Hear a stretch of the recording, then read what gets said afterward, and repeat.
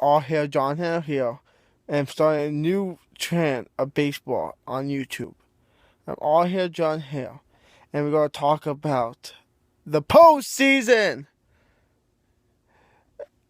And so, we are going to talk about, first thing is how the Yankees treat Derek Jeter. Derek Jeter, before the postseason, Derek Jeter was the greatest Yankee of all time. He got 5 World Series with them, and he got the 5 World Series, 14-time All-Star, 2000 MVP, most MVP of All-Star and of World Series, of the World Series in 2000, and they won it that year.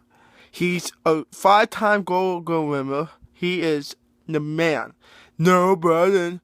No, brother. For the New York Yankees, number 2 shortstop, Derek Jeter.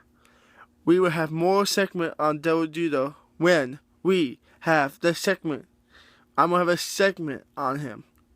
Okay, now the next video will be on the thing. Let's recap his thing. Then the next video will be about the postseason. Okay.